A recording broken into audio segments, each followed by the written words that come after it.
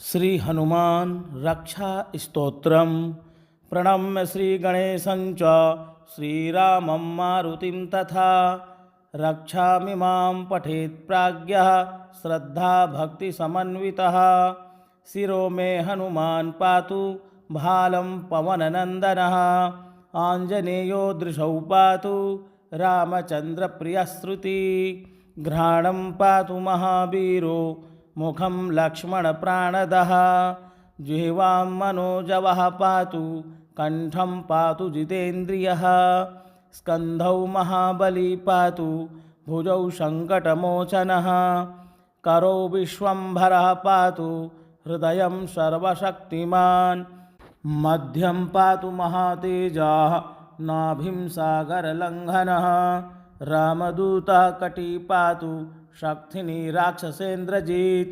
उरुपुच्छबलः पातु भीमगर्वापहारकः। जानुनी श्रीप्रदः पातु जङ्घे लङ्काप्रदाहकः। पादौ श्रीरामभक्तश्च सूर्यमण्डलभक्षकः। हनुमान् पातु मे कायं मकरध्वजजन्मदः। एतां रुद्रबलोपेतां रक्षां यः सुकृती पठेत् स दीर्घायुसुखी पुत्री बलवान् बुद्धिमान् भवेत्।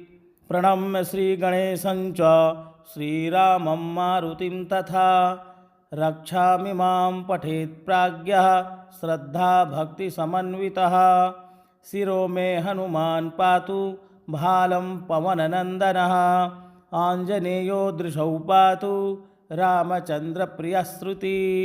घ्राणं पातु महावीरो मुखं लक्ष्मणप्राणदः।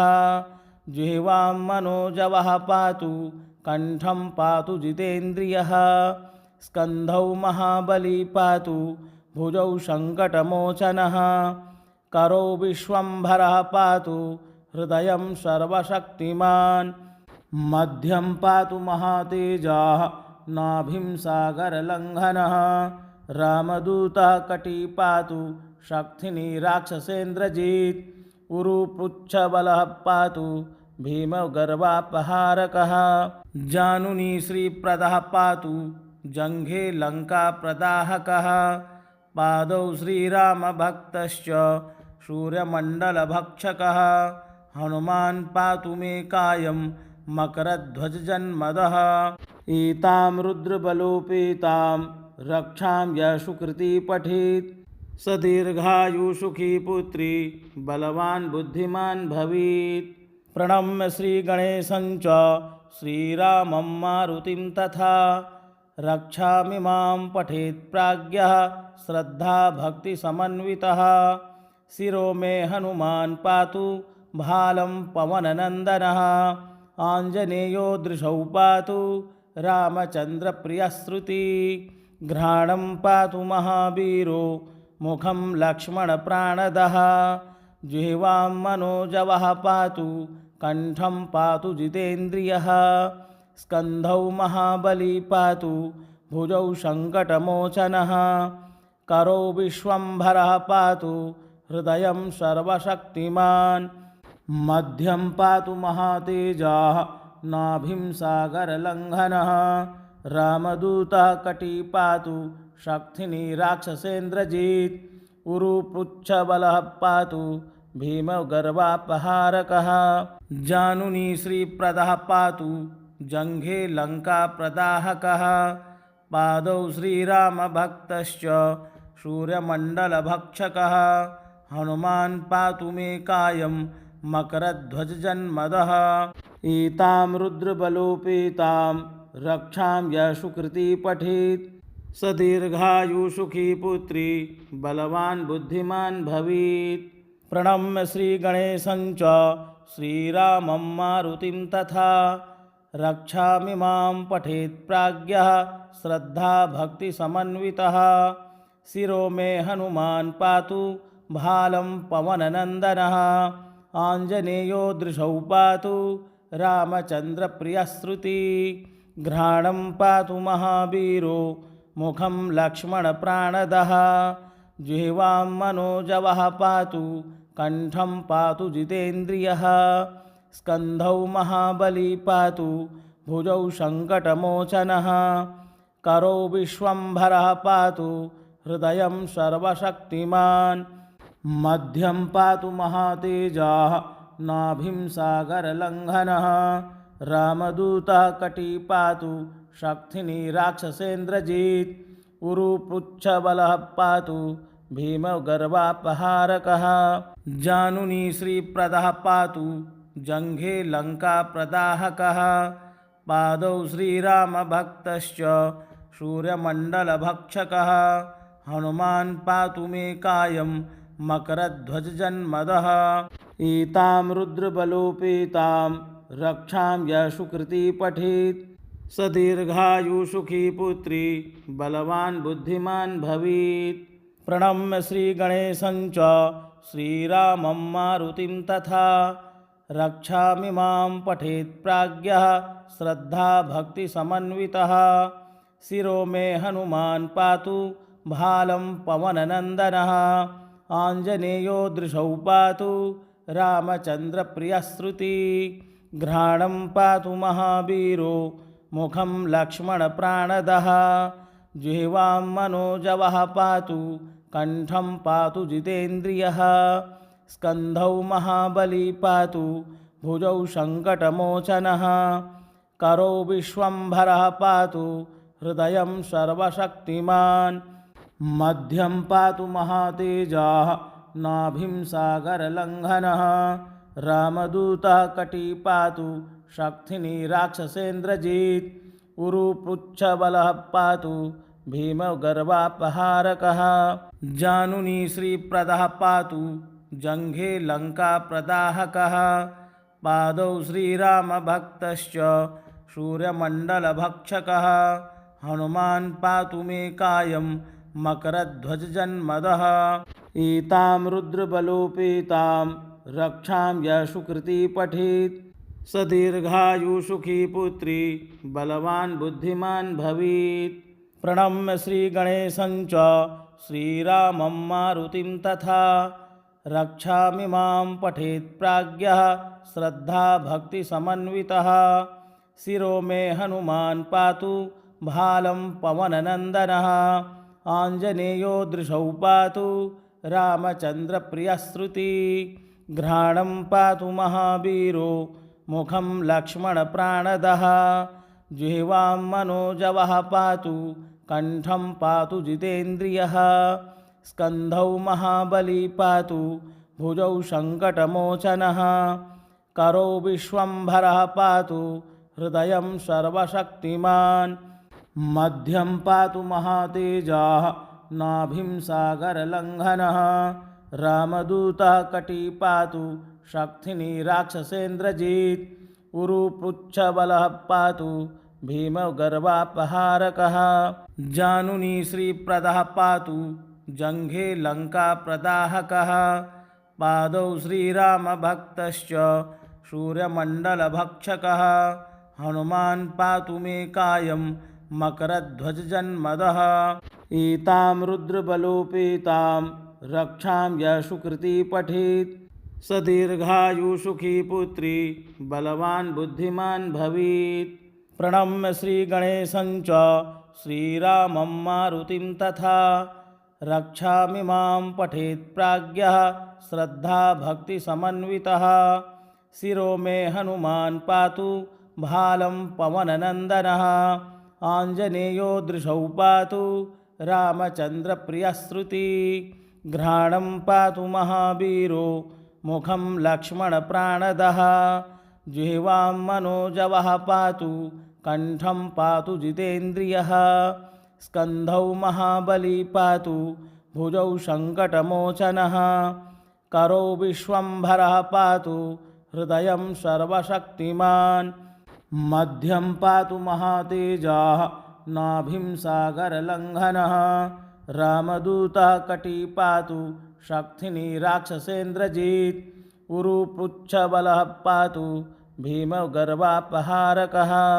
जानुनी श्रीप्रदः पातु जङ्घे लङ्काप्रदाहकः पादौ श्रीरामभक्तश्च सूर्यमण्डलभक्षकः हनुमान् पातु मे कायं मकरध्वजजन्मदः एतां रुद्रबलोपेतां रक्षां यः सुकृती पठेत् स दीर्घायुसुखी पुत्री बलवान् बुद्धिमान् भवेत्।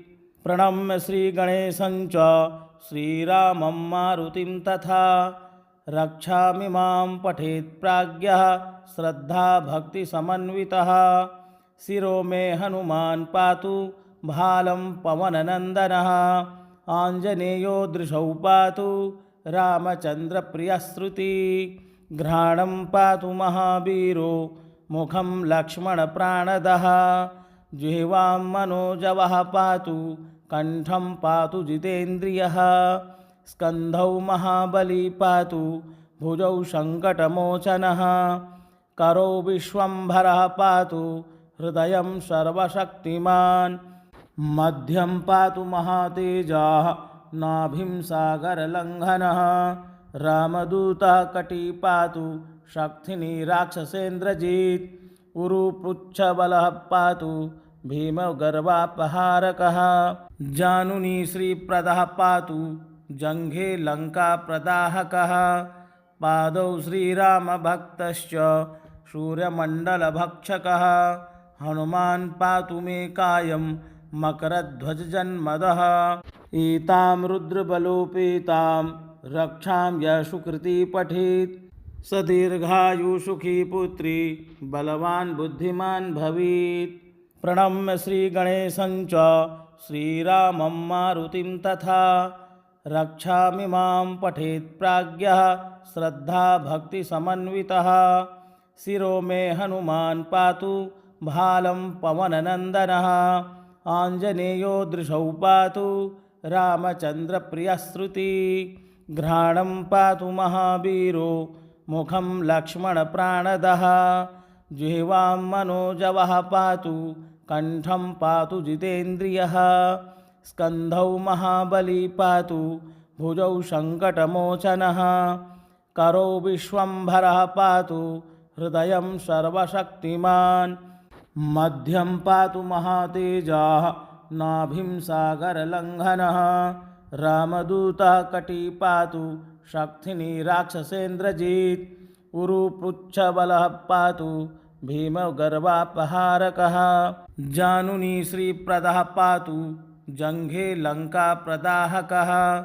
पादौ श्रीरामभक्तश्च सूर्यमण्डलभक्षकः हनुमान् पातु मे कायं मकरध्वजजन्मदः एतां रुद्रबलोपेतां रक्षां यः सुकृती पठेत् स दीर्घायुसुखी पुत्री बलवान् बुद्धिमान् भवेत्। प्रणम्य श्रीगणेशं च श्रीरामं मारुतिं तथा रक्षामि मां पठेत् प्राज्ञः श्रद्धाभक्तिसमन्वितः। शिरो मे हनुमान् पातु भालं पवननन्दनः आञ्जनेयो दृशौ पातु रामचन्द्रप्रियश्रुति। घ्राणं पातु महावीरो मुखं लक्ष्मणप्राणदः जिह्वां मनोजवः पातु कण्ठं पातु जितेन्द्रियः। स्कन्धौ महाबली पातु भुजौ सङ्कटमोचनः करौ विश्वम्भरः पातु हृदयं सर्वशक्तिमान्।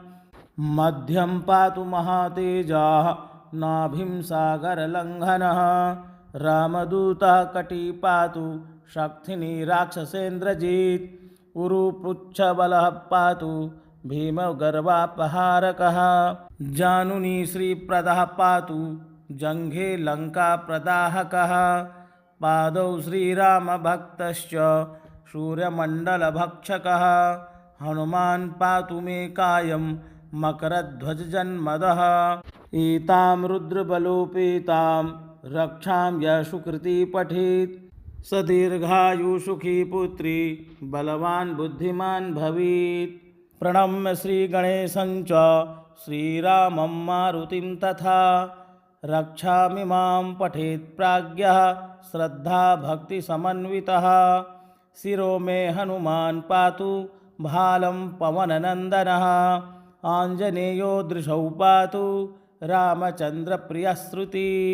घ्राणं पातु महावीरो मुखं लक्ष्मणप्राणदः जिह्वां मनोजवः पातु कण्ठं पातु जितेन्द्रियः स्कन्धौ महाबली पातु भुजौ सङ्कटमोचनः करौ विश्वम्भरः पातु हृदयं सर्वशक्तिमान् मध्यं पातु महातेजः नाभिं सागरलङ्घनः रामदूतः कटी पातु शक्तिनी राक्षसेन्द्रजित् उरुपृच्छबलः पातु भीमगर्वापहारकः जानुनी श्रीप्रदः पातु जङ्घे लङ्काप्रदाहकः पादौ श्रीरामभक्तश्च सूर्यमण्डलभक्षकः हनुमान् पातु मे कायं मकरध्वजजन्मदः एतां रुद्रबलोपेतां रक्षां यः सुकृती पठेत्